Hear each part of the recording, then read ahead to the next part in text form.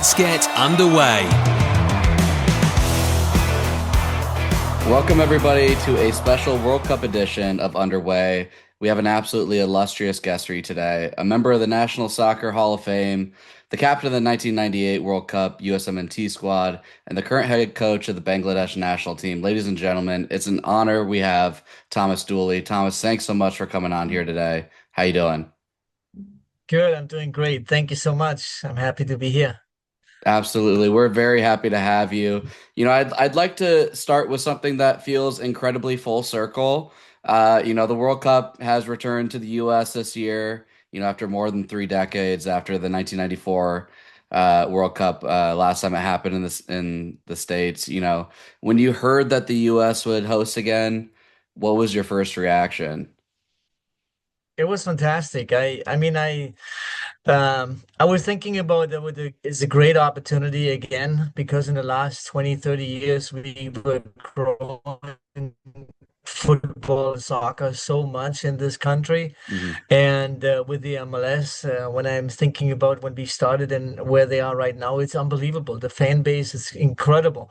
And bringing the World Cup back to the United States, it's one thing is a little bit sad that we have to share with Canada and Mexico. But overall, I think it's fantastic. It's fantastic. Yeah, we are a couple hours after, the US just finished their group stage game, lost to Turkey in stoppage time, finished with 2 wins, 1 loss. What's your takeaway from, what you've seen so far from the squad? I wasn't because I'm also involved with national teams in the last couple of years, and so I'm also always busy to following those kind of players and working my players and stuff like that. It's the Hmm. first priority, but always I have an eye on the US and on Germany, same thing. So and I was a little bit not surprised, but I was thinking there's something missing as a kind of a team spirit in the past, in the last couple of years, Yeah. really bringing a team together that they can really work together, kind of a family that we had in '94. But I was big surprised in the first game. So, and that actually showed me that I was wrong because in the past, in the last year, the coach had to try out what kind of players he wants to Hmm. use, for where he can play those players and all that stuff. That takes time. And I was very impressed the way we really playing right now. It's amazing. The enthusiasm on the field, the pressing.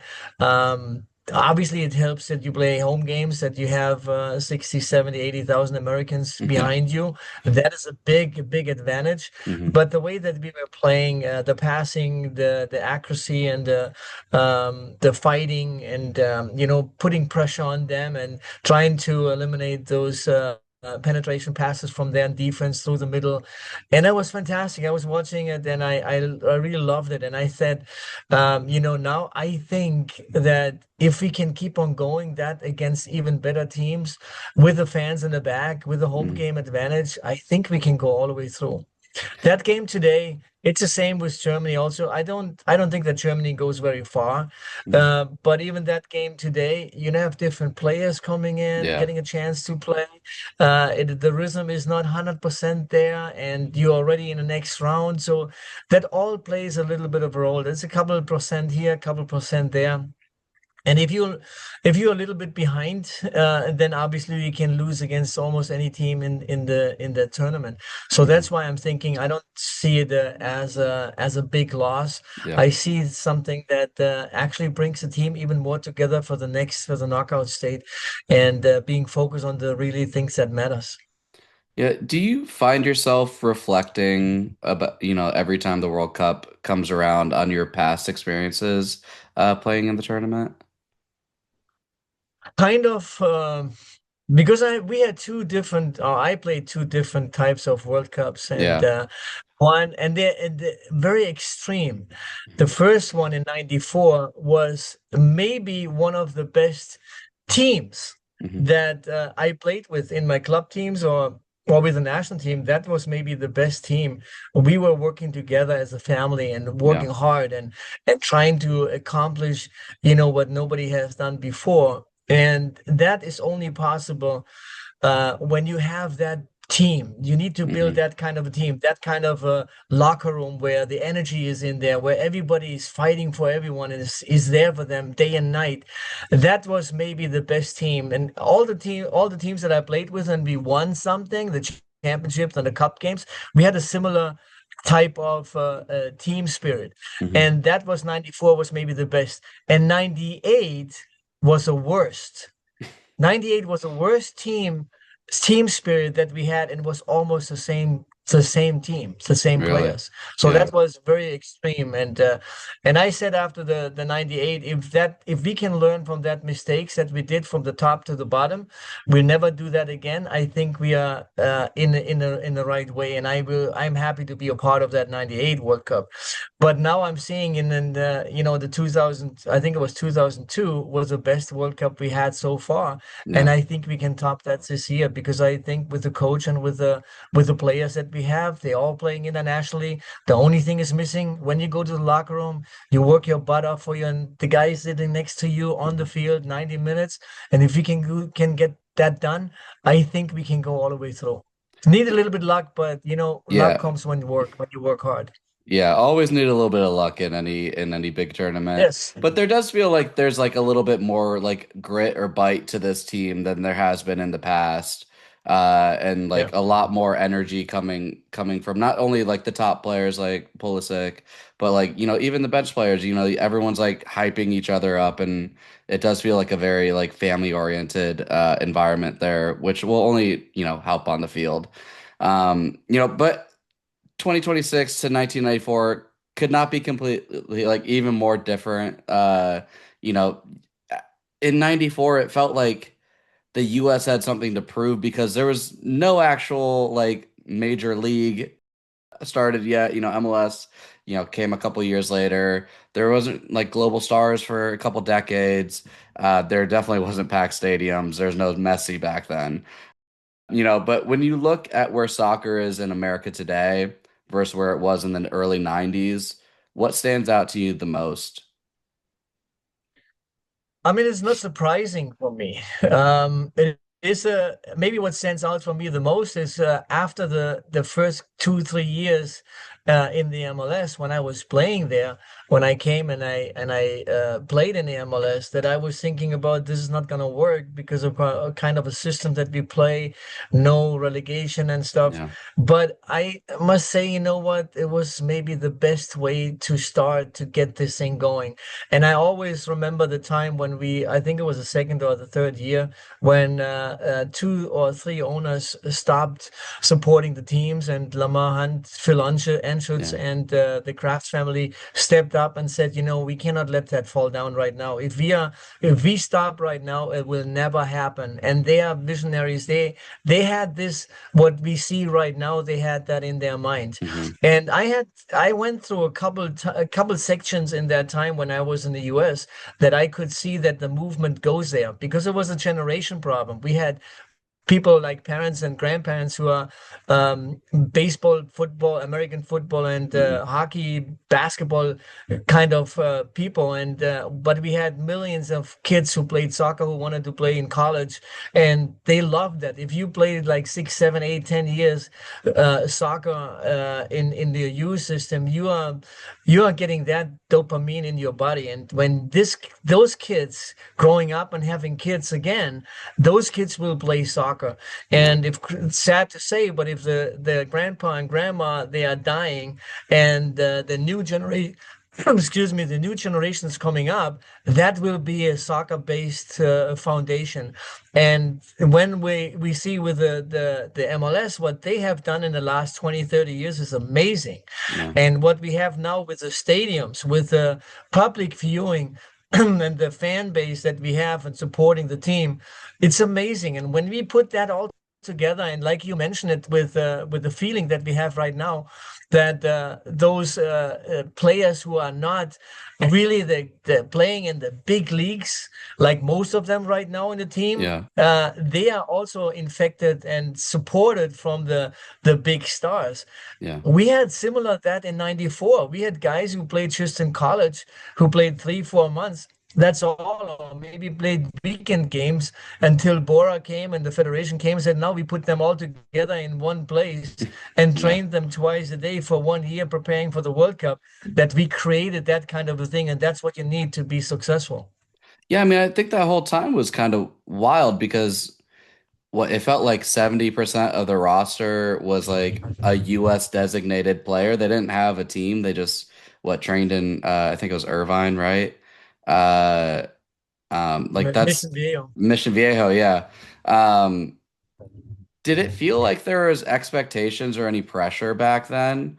I feel like media and social media now that creates a whole, different kind of pressure, but was there freedom back then of like I don't know if people are paying attention as much as they should be with the World Cup being here. Does that give you guys more freedom on the pitch to just be like, hey, we're just gonna go out there and prove ourselves? No, I mean we didn't feel the pressure from the media or from the fans, Hmm. because we were focusing on us and what we would like to accomplish, and we trying to do the best we can. And like I said, we built it that in 1 year, living together as a club team and getting the experience that we needed to play.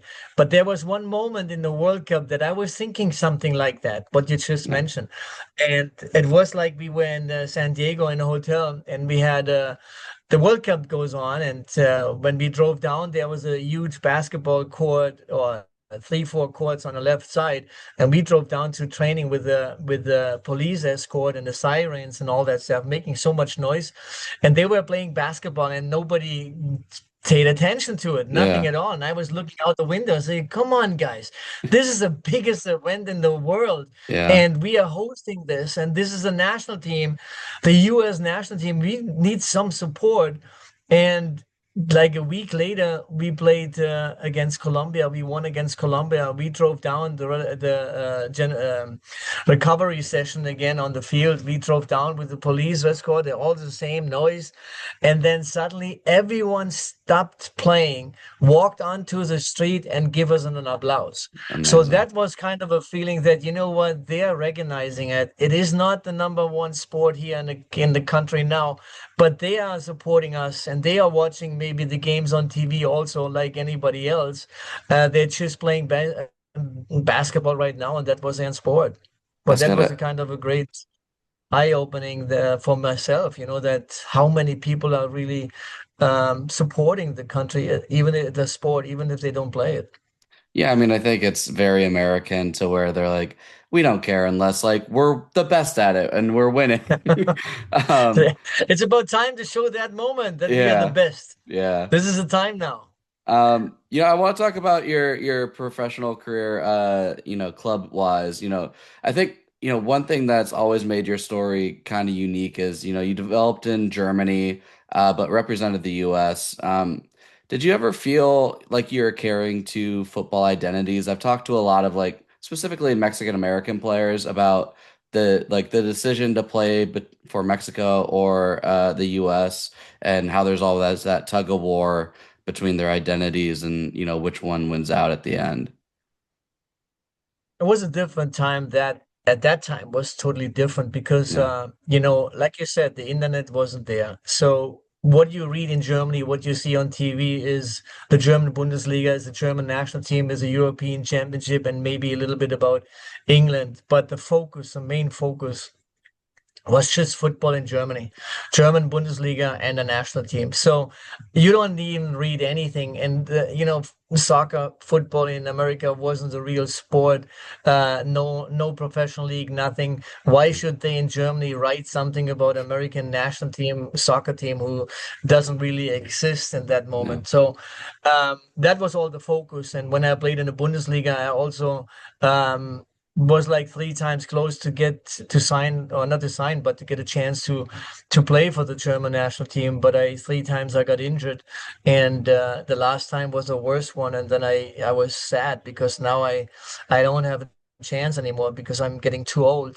And that's when my wife was saying at that time, why you're so negative? And I say, look, I have 3 times the chance to play for the German national team to get involved in the camp.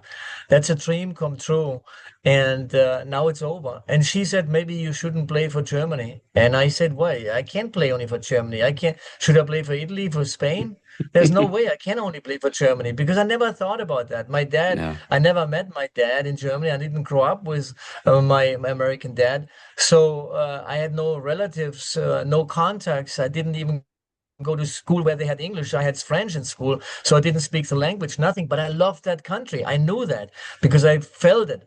And so then a lady came over and saw me playing in Kaiserslautern. She was asking the guy, Dooley, that's not a German name. And he said, no, he's German, but his father was American. And she said, his father was American. So if he could play for us, do you think he want to play? So I don't know. I'm gonna call it tomorrow. So he called Yeah. me in the morning at 5 o'clock and asked me about, hey, do you remember the girl last night in the VIP room? She was asking if you could play for the United States. Do you want to play? And say, of course I want to play. And my wife woke up and she said, what's happening? And I told her the story. And the first thing she said that now you know why you shouldn't play for Germany. Yeah. Because if I would have played 1 time, 1 minute for Germany at that time, I could have not played for somebody else. Yeah. And that was kind of now for me, like coming from the Bundesliga, playing in then in the World Cup. That's we didn't have to qualify. It was a dream come true. Yeah.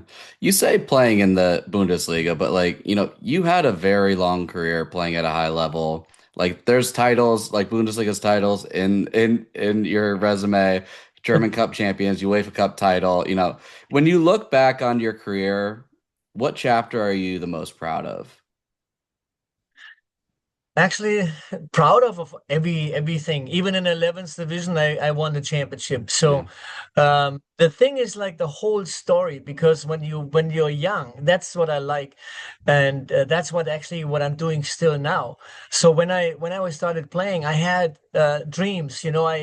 I had idols. There was Pirmasens was a team that played in a second and third division in Germany. That was just 20 kilometers away. FC Homburg, I was in the fan block with green and white. Pirmasens was blue and white. Mm. So I was standing in this fan block. Kaiserslautern, Bundesliga. I was standing in a fan block with red and white, singing and doing all that stuff when I was young. I loved Schalke 04. Schalke 04, that's a team that I cannot go to visit because it's 3, 4 hours away. But Yeah. all the players in that team was in life size in my room. So I loved them. And I loved America. I loved the nature, the parks. I love the movies, the music. I love the national anthem, the Olympics when the sprinters were sprinting. I got goosebumps. So I love the flag, everything. So, but I couldn't speak English. I never got a chance to go there. I played for all those teams professionally. I played in Pirmasens, I played in Homburg, I played in Kaiserslautern, I played in Schalke, and I played for the United States, and I played in America. Mhm. So it's amazing. And I was 18 years old, and I played in the 11th division, the lowest division in the world, Yeah. lowest division in Germany, obviously. And I met the guy. He was asking me if I'm happy with my life. And he met me every week and he changed my thinking. And 6 months later, I signed my first professional contract. Won a championship in the 11th division, signed a professional contract where the doctor told me that I will sit in a wheelchair pretty soon and I cannot play anymore. Turned it into I won the championship in the third division. I won the championship in the second Bundesliga. I won the championship in the Bundesliga, the German Cup, German Super Cup, UEFA Cup. Played for the US national team, played in the World Cup twice in the Hall of Fame. And then I was thinking, how is that possible? And that comes back to all those things and with the 4 pillars that I have in my back. Yeah. That was my whole life because that is the way what I did in those 4 months, 6 months with that guy, with that mentor. I did that, implemented that in every year with new goals, new plans, new things, always the same. And that's when I moved up the stairs, always a little bit higher, a little bit higher. And then I started doing that with my coaching too. So, and everything is, if the people, the players, young players, older players, teams, if they follow my advice, we were successful.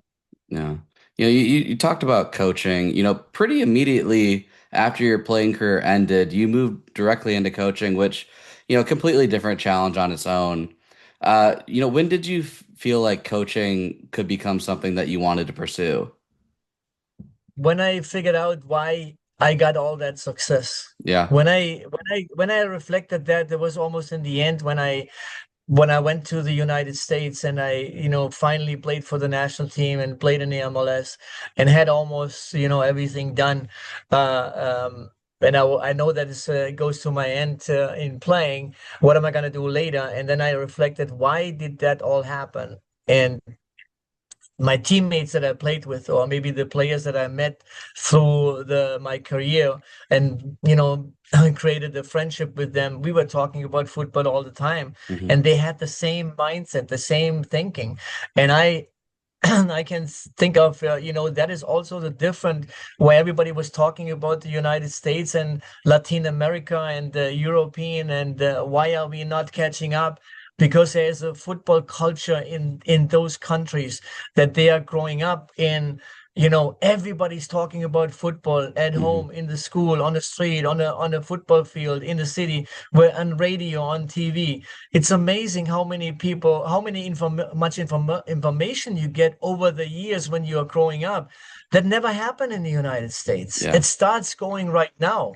But the thinking, the way that you were thinking when you get into that kind of a level is also another a step that you have to take. And that's why we are a little bit behind. And that's why I never really worked. But now we are creating something over the years that we can actually keep up with them. But there's still room for getting further, and it's up here. It's in your mind, in your brain, how you think. Hmm. How much of your identity as a player do you think shows up in your coaching style? Like, are there still moments where you're out there thinking like a player, or is it like, more the man management style for you? No, always when the ball rolls at you, you're getting back into the game. Yeah. It doesn't matter what hurts, your knee, your back, your head, Yeah. anything.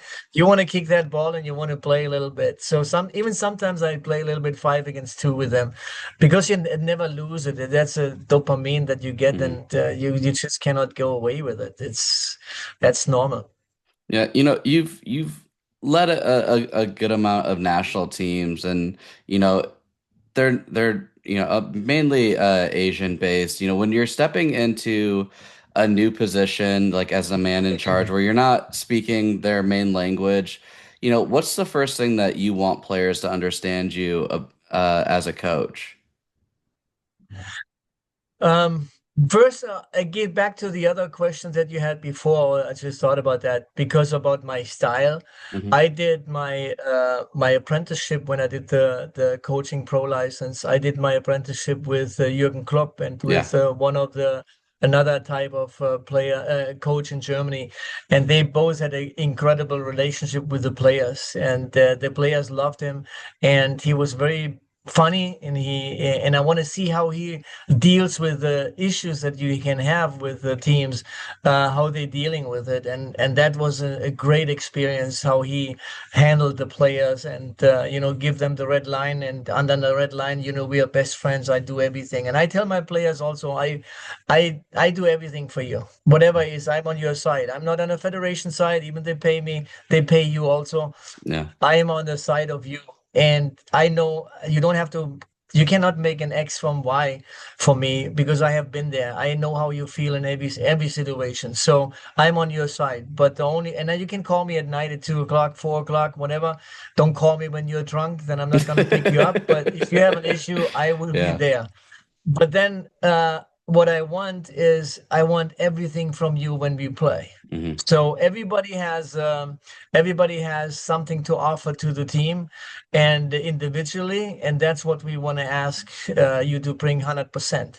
That's why you're here, not 60%, 50%, 100%. And if you're gonna do that, I'm gonna do everything for you. And there's a red line that you cannot cross over. Talk to some players also and say, because I'm talking always to him, say, you know what? You don't think about when I'm talking to you about why is he talking to me, or yeah, why is he talking to me again? If I'm not talking to you anymore, then you just need to start thinking about why he's not talking to me anymore, because then I gave up. So Yeah. if as long as I'm talking to you, I'm not giving up. So and I'm trying to give them, I'm trying to be myself, I had so many coaches that I worked with, and some great, some not so great, and I'm trying to find out what worked so well on myself, what I liked and what I didn't like, and trying to be myself, picking from every single one something and trying to put that in. I'm taking the team because I think I see something in that I want to be successful, because I had so much success with all the teams that I was playing, and I went there because I see something in there what I can change. Hmm.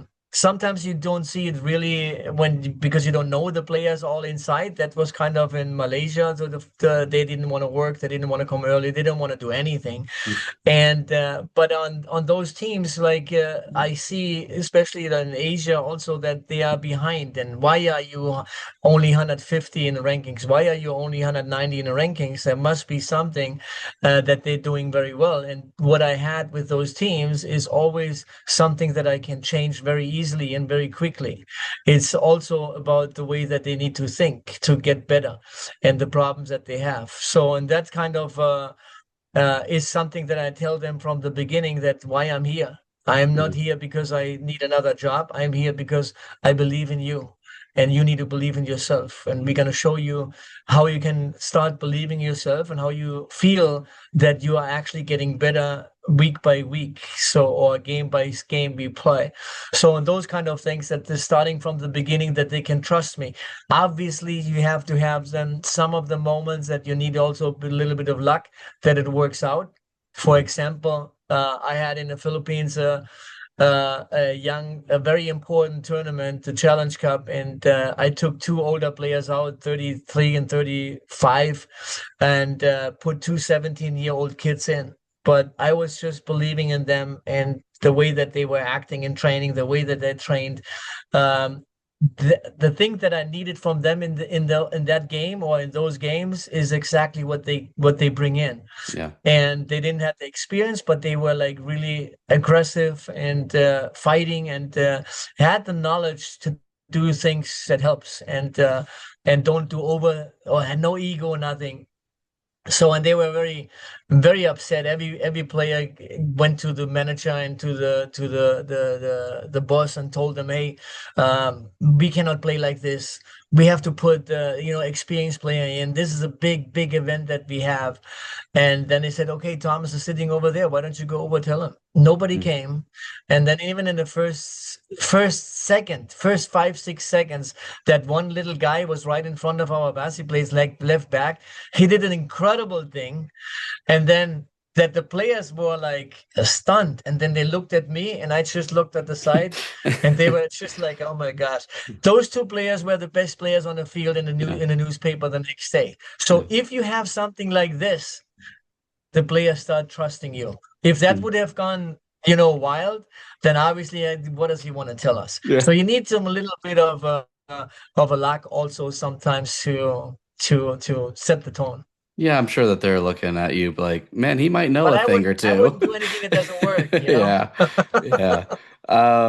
You kind of mentioned it a little bit about, what stands out to you when you take a coaching job. You recently stepped into the Bangladesh national team.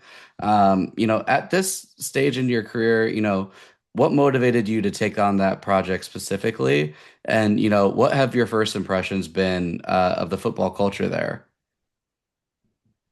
First of all, I was in Guyana, and I had a 2-year contract in Guyana, and that Hmm. was kind of also that I saw that it's easy to fix that team, and we fixed it actually from the beginning, and we had 4 games, we won 4 games, some of them unexpected, and but the thing was the travel. They didn't want me full time. They changed it into, while we had the contract, into like just based on the FIFA dates that I'm coming Hmm. in and train them. That was one thing that I didn't like because then I cannot get the full potential out of everything. So I need to work constantly 24/7 on my players and on how I want to play and how I can train that in those 2, 3, 4 training sessions that we have before the game, that they understand everything. Yeah. So and that was kind of a travel was like 30 hours to go back to the Philippines or maybe 20 something. I would have to change 3 planes to get back to Germany or Asia. And I said, this is, I'm not flying. They didn't fly me in business class. So Mm. I had to fly economy. So you know what? I'm too old for that. I'm not 20 anymore. So Yeah. I need to change that. And I told the federations that, I can't do that anymore.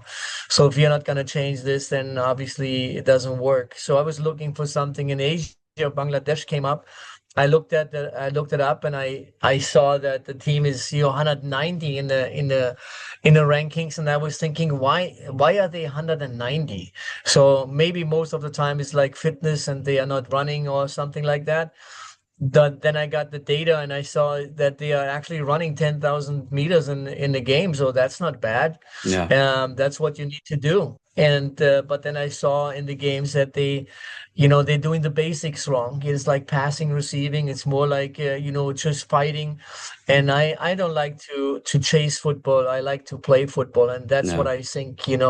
This is something with mindset. This is something with how we defend the goals that we got was the same like in Guyana, too easy, not thinking, not no urgency, and if they start thinking about what my job is, what my responsibility is, and my position, we can change that immediately and going back up in the rankings. That would be fantastic.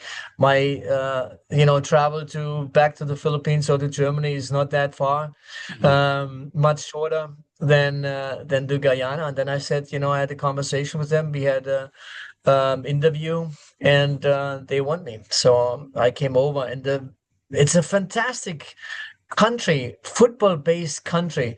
Mhm. They are so passionate about football. It's amazing. So you can see it in the World Cup right now. I saw pictures with thousands of people with Argentina jerseys on and public viewing. And when Argentina won or scored, they all freaked out. And then underneath, I was reading that is in Dhaka in Bangladesh. Like I Yeah. thought it's in Argentina. Yeah. It's crazy. And if we can get that into ours, they told me that they sold out. The record is 25,000 tickets sold out stadium in 3 minutes. Wow. So that is a football-based country, and they haven't won anything in 23 years. Hmm. I'm gonna change that. Yeah. Believe me. Well, I think that's the big question where it doesn't have the storied history as a lot of national teams do. So, like what does success look like in your role for this team? This is the role will be that we need to win games. We need to Yeah. play football. We need to do something in general to get this going. So and that's why it's so interesting, the whole story, the whole thing. What you're gonna do here is you take the excitement. Yeah, it's something that that excitement that they have on the street wherever I go right now. We had this game against San Marino. Mhm. What is they're the last in the Yeah. rankings, in the FIFA rankings. Hmm. And I was thinking, obviously, how can you make a game like this? Because the most Bangladesh people, they maybe don't know. They look at the rankings, say, "Oh, if you're gonna lose against the last in the rankings, that is horrible." Hmm. And I said, if you look at the games they're gonna play. They don't play games against weak teams like in the 190s and so on. They are playing only against Austria, losing against Austria one Hmm. nothing. They're losing against Czechoslovakia 1-0. They're tying against 120 or 100 in the rankings 1-1. So they are only playing the two games they won is against Gibraltar and Liechtenstein. Playing only against those teams. The qualifications are maybe against Germany and all the other European teams. So they don't have a chance to actually making points to getting up in the rankings. So that's why they are so low. and they trained for 2 months to. We were the lowest team with 180, the lowest team that they played in the history right now, Mhm. besides Gibraltar in the Nation League against Gibraltar and Liechtenstein. So they have trained for 2 months. Say, okay, now we have to beat this team badly. So and I showed that to the players and I told them, we need to, when we play against them, we need to play without body contact. If they have the ball, we need to go into body contact and show them that we are not afraid. So what I want to say with that is like, let's play two touches, play quickly, 1, 2 touches. Mhm. Don't get in a physical fight, but I want them to play football instead of just chasing. And we did an excellent job. I mean, we had some chance. We hit the post and the empty goal hit the post.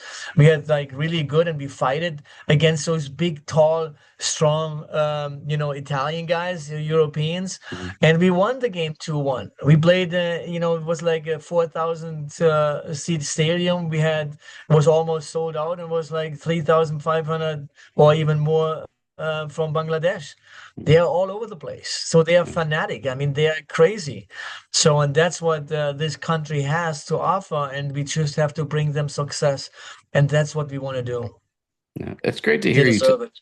It's great to hear you talk so passionately about it. I feel like you wouldn't be in this position unless you truly cared about seeing them succeed. So wishing Bangladesh the best going forward. But I know that Thank you. we're kind of getting to the tail end of the time that we allotted here. So I want to move into that rapid fire Q&A game that I talked about earlier called Let's Get Underway.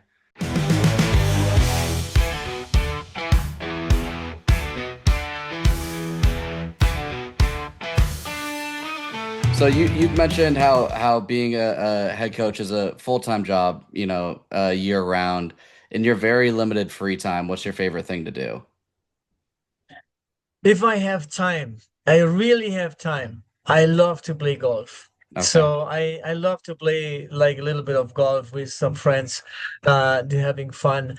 But otherwise, I really have not much time. If I'm here, then I'm actually working on the team and all that stuff. If I'm Mhm. going back to Germany, I see my kids and see my dad and my brother, so the family. And if I'm going to the Philippines, is same thing. So I like to go to the Philippines, like, and I want to do that now before it really starts hard again. I want to Mhm. go there for a week, so I have a nice, beautiful place in the Philippines that I can go swimming and lie on the beach a little bit. So that's Yeah. that's nice. That's what it's just relaxing. I have so much, my whole life is about public, with the fans, with the media and all that stuff. So it's time when I like to enjoy the time being quiet and being somewhere and enjoy the time. Yeah, there's nothing like relaxing on the beach in the Philippines. One of my Yep. favorite things to do. Nothing. Yes, Um, exactly. if you could relive one match from your career, what would it be? One match, bah, it could be the one match that I scored 2 goals against Germany. That was one of them. But every game I played, winning the championship, the Bundesliga in Cologne, winning 6-2, or maybe the cup final. In the Germany DFB Cup was fantastic. I mean, games that I played, for the United States and against Costa Rica when we won 1-0 and almost qualified for 98 World Cup. So there's so many different games I enjoyed, and so I enjoyed every minute. But those are, always in my mind Yeah. because they were special. Yeah, pretty good games too. Yeah. Which current player would you love to play alongside right now? Which player, like Like if you could the pick U.S. one, players or in general? any player, any player. Messi. Yeah, that's an easy choice. Yeah. I would do all the work for him defensively. I try to kill people behind him. Yeah, It's just like make a big difference. yeah. Give him the ball, he's doing something. You can see that in Argentina right now. Hmm. It's they're working for him. Amazing, amazing. If you could give one message to young American players chasing that dream right now to play for the national team, what would it be? look a little bit outside the box, to look at the four pillars that I have behind me Mm, is technique, tactic, fitness, and the mentality. Train the mentality. There's a reason why soccer is based on four pillars, and most of the people, most of the parents don't think about it, mhm, but it's a key. It's a key thing. Thinking about why you're doing things, and all the things like uh, visualization, like to understand the power of subconscious mind, all those things. Your brain is a muscle that you can also train. mhm, Decision making. How do you do decision making? It all starts in your head. And those are the things that it's missing between the great players and the good players is that if you want to make it all the way to the top, you have to have a mindset, you have to have mentality mhm. that is professional. All right. And last question, when people eventually talk about your contributions on or off the field, what do you hope they remember the most?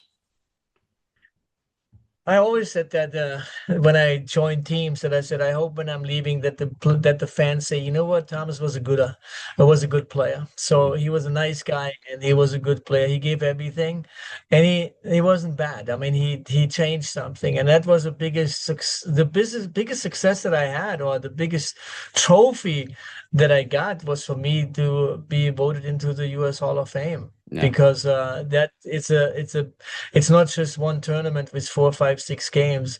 It's a lifetime. It's the time that I spent in my games from every second that I played for that country. They recognized it and said, you know what, Thomas needs to be there because he changed something, changed the football a little bit in the country and deserves to be in there. That's kind of an honor that lives with me all the time.